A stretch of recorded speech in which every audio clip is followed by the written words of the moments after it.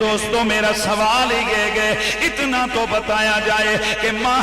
توجہ سے سنیے، مچھلی کے پیٹ کے اندر حضرت یونس نبی کو کہاں سے آکسیجن ملا کرتی تھی؟ مچھلی کے پیٹ میں حضرت یونس کیسے زندہ رہے؟ تو جواب آئے گا اللہ نے زندہ رکھا تو جو رب جناب یونس نبی کو بغیر کھائے پیے بغیر آکسیجن کے مچھلی کے پیٹ میں سمندروں کی گہرائی میں زندگی دے سکتا ہے، وہ رب ہر نبی کو اس کے مزار میں بھی زندگی عطا فرما سکتا ہے۔ اسی لیے میرے آقا سید کونین سے محبت کرنے والوں، ہم والے سنت و جماعت کا یہ متفقہ سلفاً خلفاً صحابہ سے لے کے آج تک یہ عقیدہ تھا ہے اور صبح قیامت تک رہے گا کہ ہمارے آقا کل بھی زندہ تھے، آج بھی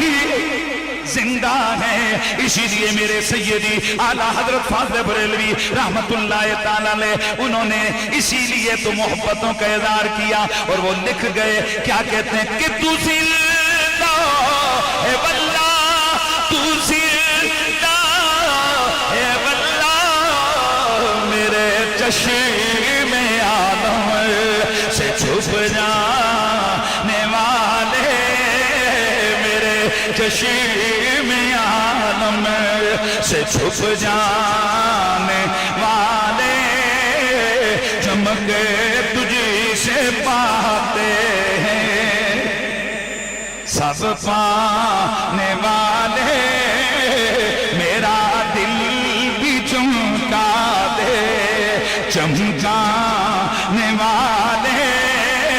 میرا دل بھی چمکا دے۔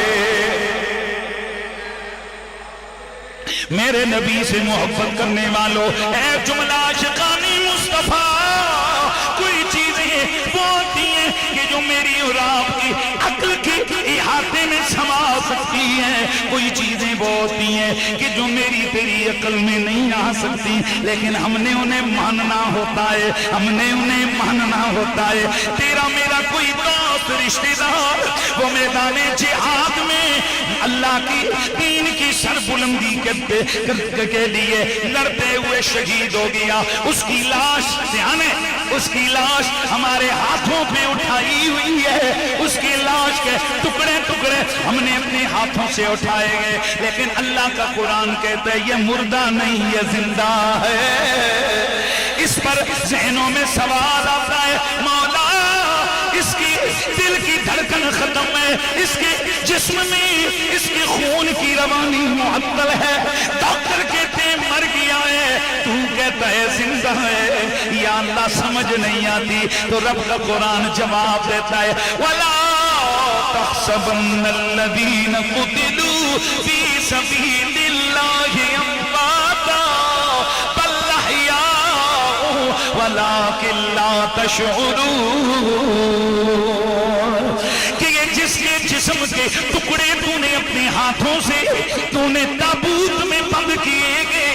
ڈاکٹر نے جس کا ڈیتھ سرٹیفکیٹ جاری کیا ہے، تو نے اسے مردہ کہنا بھی نہیں ہے، مردہ سوچنا بھی نہیں ہے، اور اس میں تو نے عقل کا ترازو قائم نہیں کرنا، اس لیے کہ تیری عقل میں اتنی وسعت ہی نہیں ہے کہ جس عقل کے آتے میں شہید کی زندگی آ سکے۔ تو میرے دوستو، وہ جو نبی کے لیے مر جائے، نبی کے لیے اپنی جان دے دے، جب اس کی زندگی تیری میری عقل میں نہیں آ سکتی تو خود فیصلہ کر، وہ جو رب کا لاڈلا نبی ہے اس کی حیات تیری میری عقل کے ہاتھے میں کیسے آ سکتی ہے؟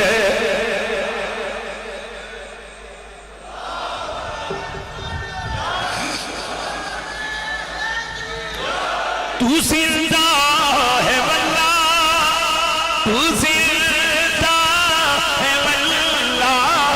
تو زندہ ہے واللہ، تو زندہ ہے واللہ، میرے چشم عالم سے چھپ جانے والے، میرے چشم عالم سے چھپ جانے والے چمکی تجھ سے پاتے ہیں سب پانے والے میرا دل بھی چمکا دے چمکانے تو نبی کی حیات نبی کی زندگی او یار نبی تو نبی ہے شہید کی زندگی کے لیے اللہ خود فرما رہا ہے وہ زندہ ہے پر تیرا شعور نہیں تیرا شعور نہیں وہ زندہ ہے پر تیرا شعور یار بسم اللہ جی بولنا نہیں تو بولو نہیں تو پھر میں بھی ٹرکانا شروع کر دینا تیرے اندر شعور نہیں ہے شہید زندہ ہے یعنی شہید کی زندگی کا کما تو ادراک نہیں کر سکتا تو خود سوچو جب شہید کی زندگی مولوی کی سمجھ میں نہیں آ سکتی تو نبی کی زندگی کیسے آ سکتی ہے شہید کی زندگی جب سمجھ میں نہیں آ سکتی تو نبی کی زندگی کیسے آ سکتی ہے تو میں عرض کر رہا تھا نبی مخلوق اور خالق کے درمیان وہ واسطہ ہے کہ رب نے مخلوق کو دینا ہو تو نبی کے واسطے سے دیتا ہے اور رب نے مخلوق کی سننی ہو تو نبی کے واسطے سے سنتا ہے میں نے ایک چیلنج سے آپ کو ایک لفظ کہا تھا ایک دن کا گھنٹے کا یا یہاں کوئی جواب نہ دے یہ اس کے لیے 20 سال پڑے ہیں جب تک ہماری زندگی ہے کبھی کوئی جواب دے دے کہ رسول اللہ کے صحابہ پر جب کبھی کوئی مشکل وقت آیا ہو مشکل پڑی ہو کوئی پرابلم ہوئی ہو انہیں کوئی دینی مسائل کا سامنا کرنا پڑا ہو یا کوئی اور پریشانی آئی ہو تو انہوں نے الگ سے نبی کو چھوڑ کے مصلی بچھایا ہو خدا کی قسم میرا چیلنج ہے کسی ایک ضعیف روایت کو بھی لے آؤ تو مان جائیں وگرنہ تمہیں بخاری مسلم ترمذی ابن ماجہ سیاستہ اس کے علاوہ 20 حدیث کی کتابوں سے درجنوں ایسی حدیثیں بتائی جا سکتی ہیں کہ اگر پانی میدان میں سے ختم ہوا وہ ڈائریکٹ مصلی پہ کھڑے نہیں ہوئے نبی کے قدموں میں آ گئے اگر کسی صحابی کے دل میں درد ہوا نبی کے پاس آیا بازو کٹ گیا نبی کے پاس آیا آنکھیں نکل گئی نبی کے پاس آیا بینائی چلی گئی نبی کے پاس آیا اگر زبان میں لکنت آئی نبی کے پاس آیا اگر ظاہری بیماری آئی نبی کے پاس آیا باطن کا مسئلہ ہوا نبی کے پاس آیا ظاہر کا پرابلم ہوا نبی کی خدمت میں آیا کوئی اور مسئلہ آیا نبی کے پاس آیا تو جب امت کے یہ بڑے ہر مشکل میں نبی کے در پہ جاتے رہے تو کیا یہ ہمیں نہیں سمجھاتے رہے یہ ہمیں نہیں بتلاتے رہے کہ خدا سے ملنا ہے پر مصطفیٰ کو چھوڑ کے نہیں مصطفیٰ کے ساتھ واسطے اور وسیلے سے ملنا ہے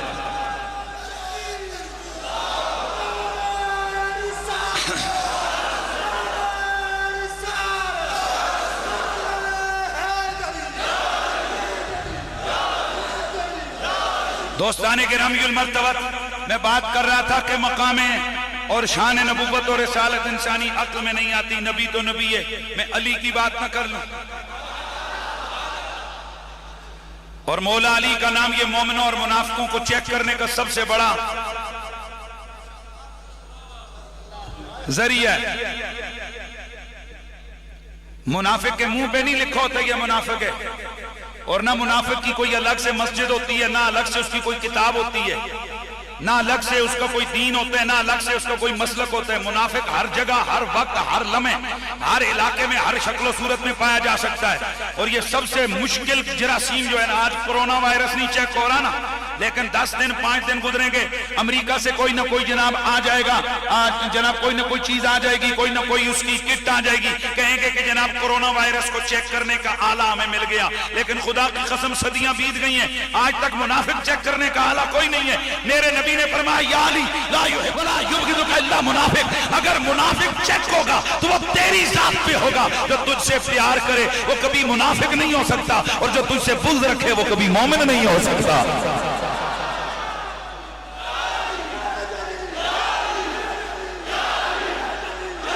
اور ایک بات ذہن میں رکھیے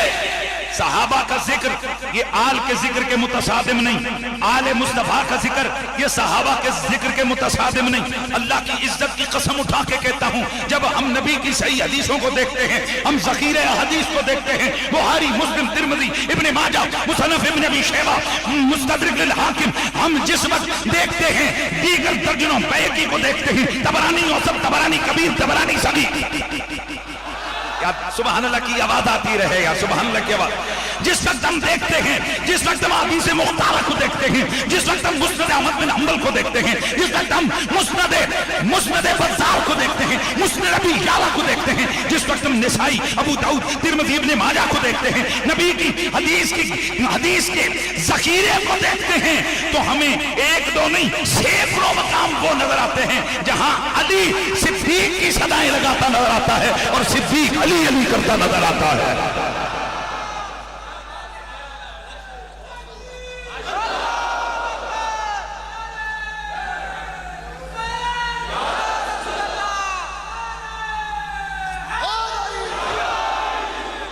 اچھا یہ جو نعرہ حیدری ہے نا، یہ سنیوں کی پہچان ہے، اور مجھے اگلا جملہ کہنے دو، یہ مومنوں کی پہچان ہے۔ یہ کس کی پہچان ہے بولیے؟ یہ مومنوں کی پہچان ہے۔ اس لیے داڑھی پگڑی سے نہیں پہچانا جاتا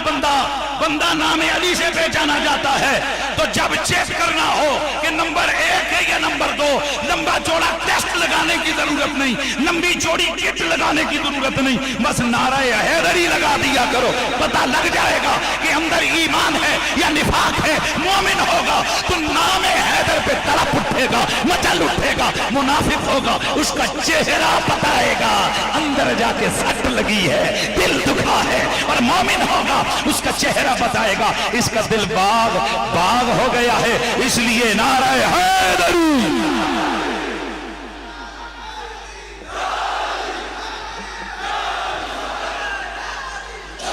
میرا اپنا مزاج ہے، میں اختلافی تقریریں نہیں کرتا،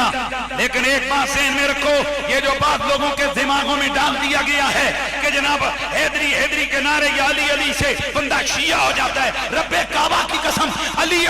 کرنا یہ شیعوں کا طریقہ نہیں، ابو بکر صدیق کا طریقہ ہے، یہ عمر فاروق کا طریقہ ہے، یہ عثمان باحیا کا طریقہ ہے، یہ اصحاب باوفا کا طریقہ ہے، اور خدا کی قسم یہ محمد مصطفیٰ کا طریقہ ہے۔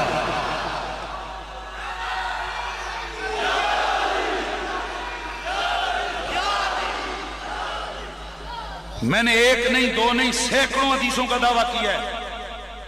کہ سینکڑوں حدیثیں ہیں جہاں ابو بکر علی کرتا نظر آتا ہے، عمر علی کرتا نظر آتا ہے۔ آئیے سنیے سیر اعلام النبلاء میں حافظ ذہبی لکھتے ہیں، ایک دن سیدنا حضرت عمر فاروق رضی اللہ تعالی عنہ، جناب حضرت سیدنا فاروق اعظم رضی اللہ تعالیٰ عنہ آپ کے سامنے ایک مسئلہ آیا، آپ پریشان ہو گئے، فرمایا سائل جا علی کے پاس چلا جا۔ حضرت علی کی خدمت میں سائل گیا، اس نے جا کر سوال کیا، مولا علی نے مسکراتے جواب عطا فرما دیا۔ وہ سائل جب واپس جا رہا تھا، حضرت عمر نے پوچھا کیا تیرا مسئلہ حل ہو گیا؟ جی امیر المومنین میرا مسئلہ حل ہو گیا، ذرا جواب ہمیں بھی تو بتا۔ جب اس نے جواب بتایا، حضرت علی المرتضی کرم اللہ تعالی وجہ الکریم نے جو جواب بتایا تھا، وہ جب اس نے حضرت عمر کو سنایا، حضرت عمر بولے، آپ نے فرمایا اللہ اس دھرتی پہ عمر کو زندہ نہ رکھے جس دھرتی پہ حسن کا بابا علی موجود نہ ہو۔ میرے دوستوں یہی حضرت عمر فاروق رضی اللہ تعالیٰ عنہ ہیں کہ جنہوں نے ایک بار نہیں کئی بار یہ فرمایا لولا علی لہلک عمر، اگر علی نہ ہوتے عمر ہلاک ہو جاتا۔ اور ایک دن جب حضرت عمر سے کسی نے پوچھا حضرت علی کے بارے میں کیا کہتے ہو، تو حضرت عمر نے فرمایا بس علی ہے، علی جیسا نہ کوئی دوسرا آیا ہے نہ آ سکتا ہے۔ تو پھر مجھے صدا لگانی ہے کہ منظر فضائے دہر میں سارا علی کا ہے، سارا जिस समय देखता हूँ नजारा, जिस समय देखता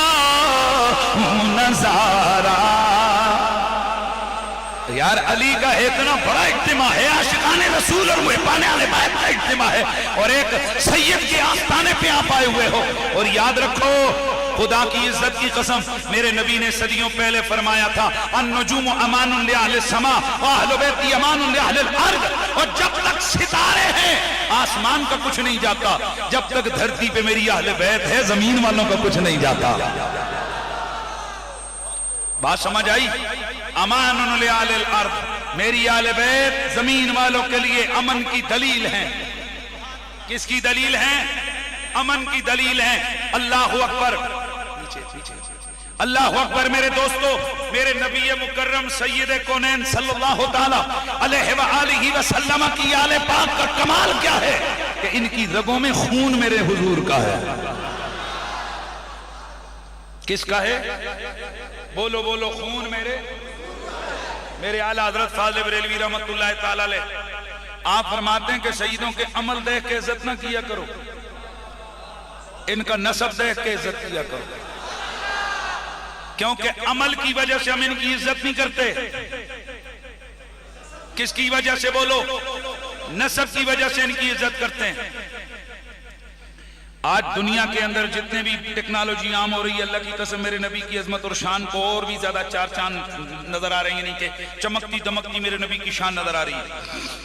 आज आपकी साइंस के अंदर एक डीएनए टेस्ट आ गया, एक नया टेस्ट है कि उसका अंदाज ये होता है कि अगर आप किसी बंदे के साथ टेस्ट करें ना, बल्कि मैं आपको सिंपल ही बताता हूं, ये जो आप देखते हो, ये जो चैनल हैं जिन पे ये जो मगरमच्छ शगरमच्छ दिखाए जाते हैं, तो वो अक्सर वहां पर वो बता रहे होते हैं कि ये जो मगरमच्छ इस वक्त साउथ अफ्रीका के फलां पार्क में, ये 1 करोड़ साल पीछे श्रीलंका में होता था। अब इनसे कोई पूछे, हो बंदे जो पुत्रो 1 करोड़ साल पीछे तुम्हें बाबे ने बताया कि ये उधर होता था? वो कहते नहीं, वो जो श्रीलंका से फलाने मगरमच्छ के हमें जो हड्डियां मिली हैं, हमने उनका डीएनए टेस्ट किया है, और यहाँ के मगरमच्छों का खून लेके हमने टेस्ट किया है, इनका टेस्ट उनसे मिल गया है, और ये उन मगरमच्छों की औलाद में से कितना, इतने करोड़ साल। मतलब ये कि करोड़ों साल गुजर जाएं, जाद और औलाद का जो रिश्ता होता है ना, सिलसिला होता है, वो पता लग जाता है, यानी उनके अंदर वो जर्रे मौजूद होते हैं। अगर करोड़ों साल बाद मगरमच्छ का डीएनए दूसरे मगरमच्छ में मिल सकता है, तो 1400 साल बाद मेरे हुजूर का खून सैयदों में नहीं मिल सकता है।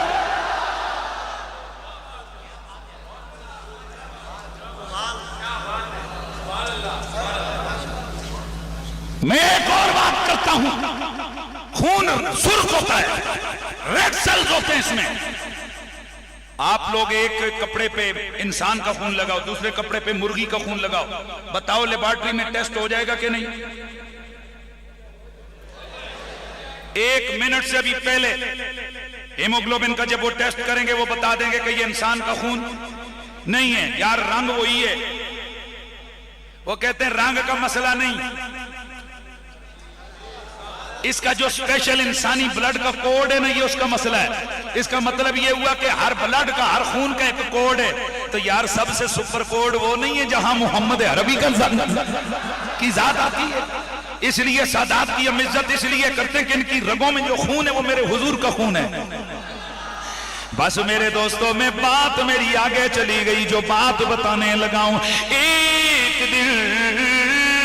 एक मर्द कदम दर मजजूब है, वो मजजूब बैठा हुआ अली अली की सदाएं बुलंद कर रहा है। अली अली अली अली अली अली की सदाएं वो मजजूब बुलंद कर रहा है। कुछ उलमा गुजरे, कहने लगे बाबा ये अली अली क्यों कर रहे हो? कहा बस अली अली अली अली मेरे ईमान की ग़िज़ा है। एक दिन वही मौलाना साहब उस मजजूब के आरे दुआरे हो गए, दाएं बाएं हो गए, कहने लगे जनाब بتائیے جس علی کا اتنا زیادہ ذکر کرتے ہو وہ علی کتنا بڑا ہے، وہ علی کیسا ہے؟ وہ کہنے لگے اس سوال کا جواب میں تجھے دوں گا۔ لے کر گئے ایک جگہ نہر کے دور بیٹھ گئے، فرمایا یہ لوٹا پکڑ، لوٹا دیا، کہا جا وہ جو نہر کا پانی ہے اس کو اس لوٹے میں بھر کے لے آ، پیار سے اس لوٹے میں بھر کے لے آ۔ کہنے لگے بابا یہ کتنا مشکل کام ہے، یہ کیسے ہو سکتا ہے کہ اتنی بڑی نہر اتنے سے لوٹے میں آ جائے؟ آپ نے فرمایا اور جب اتنی بڑی نہر اتنے سے لوٹے میں نہیں آ سکتی تو اتنا بڑا علی تیری چھوٹی سی عقل میں کیسے آ سکتا ہے؟ میرے دوستو، اور جب علی کی ذات تیری میری عقل کی عطے میں نہیں آ سکتی تو نبی کی ذات کیسے آ سکتی ہے؟ حالانکہ میرے نبی نے حضرت سیدنا یار غار و یار مزار خلیفہ بلا فصل افضل البشر بعد الانبیاء بالتحقیق سیدنا ابو بکر صدیق رضی اللہ تعالی عنہ سے فرمایا تھا یا ابا بکر لم یعرفنی حقیقتا غیر ربی، او میرے ابو بکر تیرے نبی کی حقیقت کو تیرے رب کے سوا کوئی پہچان ہی نہیں سکتا ہے۔ اسی لیے تو پھر ہم یہ صدا لگاتے ہیں تیرا مقام یا نبی کوئی سمجھ سکا نہیں، تیرا مقام کوئی سمجھ سکا نہیں، تیری تو راہ گزار تک کوئی کبھی گیا نہیں، تیری